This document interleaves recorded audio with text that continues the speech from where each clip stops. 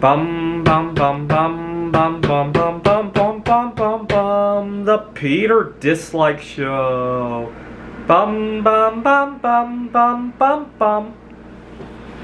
So only 3 more days until the 13th anniversary of the first time I ever took myself out on a date.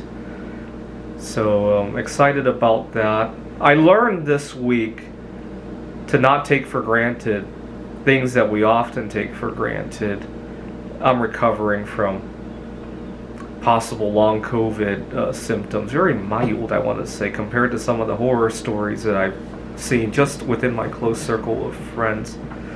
It's been I recovered from COVID 2 weeks ago, but I completely lost my appetite, and I'm having a hard time regaining it. So I'm recording this Sunday morning. Yesterday I had a rough day with appetite. So Friday night I had my normal dinner after work. It must have been 7-8 p.m. and I ate a pretty actually had a hard time getting my dinner down even, but I ate a normal sized meal. Went to write some computer games. I went to sleep at midnight, 1 o'clock, and on Saturday I was trying to catch up on some sleep. During the week, I juggle 2 jobs and my art projects, and I'm working on a publication. I have an important dedication I have with my computer game research, so an important deadline to crunch for.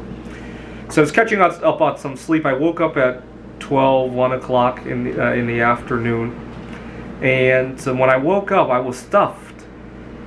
And even though it had been 16, 17 hours since I last ate, I was stuffed. It was like I had just gotten out of a eating contest, and that's how uncomfortably full I felt.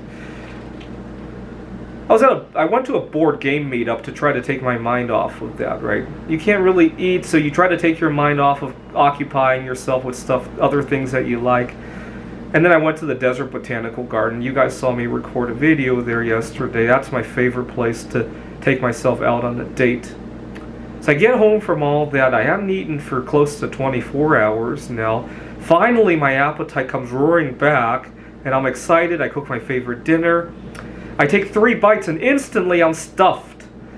And I have to force the rest of my meal down, because even though I'm not hungry, I'm starting to feel lightheaded and malnourished from all that. So I really had to force the rest of my meal down, even though I wasn't feeling comfortable. And then I felt really sick, and I was bloated. And I went to make some bismuth art, because I know that Pepto-Bismol is good for stuff like that. I thought maybe some of the fumes from making bismuth art might help my stomach. It probably didn't, but just taking my mind off of not being able to enjoy my food probably also helped. So, right now as I record this, it's 2 in the morning. I'm just uncomfortably bloated, couldn't sleep, tossed and turned. And you know what? Most people would think it's a blessing to lose your appetite like this, right? I can't tell you how many people I've come into contact with who tell me they want to lose weight, they can't stop eating, they wish they would lose their appetite. I'm here to tell you that it's a very lonely experience, right? Normally we think of our appetite, our hunger, our cravings as our worst enemy, but you don't know what you have until you lose. I hope you never lose it, but if you were to lose it. And to give you an idea of how badly I feel in terms of loneliness from this, when we first went into lockdown in 2020, I thought that was the end of my life. No more socializing. I was just trying to get over my anxiety problems when this happened.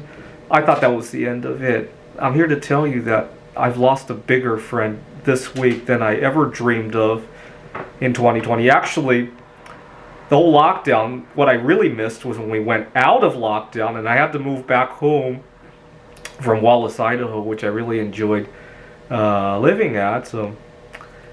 This past week, the Unabomber passed away, and when I got to Wallace, Idaho, I remember this is how the Unabomber finally felt when he left the big city and moved into his cabin, and just the whole sense of peace living there. Obviously, I didn't hate the industrial society like he did. I just wanted to get away from it. That's all.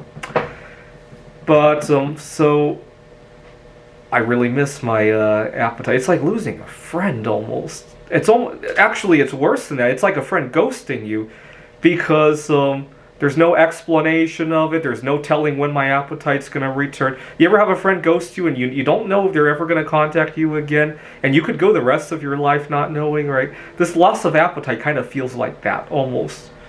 It makes me reflect on what else in my life I shouldn't take for granted, right? If my appetite can go poof, so can the other aspects of my good health, so can friends and relations and good family ties, and so can, right now I have a comfortable job to work at. It's not toxic, at least, and could be better, but that could all go poof at any moment, and maybe try not to take that for granted too much, right? So can our ideas of traveling and socializing, right? Like what happened 3 years ago, right? Actually, it's just before COVID. I was traveling in Japan, and when I left Japan, took a train to the airport. As I was sitting on the train, it hit me that one day I'm going to leave Tokyo, and that will be it. It will be the last time I ever go to Tokyo. And the scary part is I won't even know it's the last time as I did it. Tina Turner, when she was performing to an audience the very last time in her life, there's no way she knew that was the last time. I guess she was ill for some time afterwards, but there's no telling that she was going to go home and get sick, right? And unless you want to swear something off, or you'll never know it's your last time. Unless it's something you want to swear off. Oh, it's the last cigarette I ever smoked, right? That you might have an inclination to think about, right? You're not going to say your favorite vacation destination, your favorite food, seeing your favorite friend or family member. You're never going to say that was your last time, right? You'd have to swear something off to say it's your last time, right? But one of these days, it really is going to be your last, and you won't even know it. The last time you ever traveled to your favorite vacation destination, you won't know it as you're doing it. That's really sad when you think about it, right? This is the Peter Dislike Show. Bum bum bum bum bum bum bum bum bum bum bum bum. The Peter Dislike Show. Bum bum bum bum bum bum bum.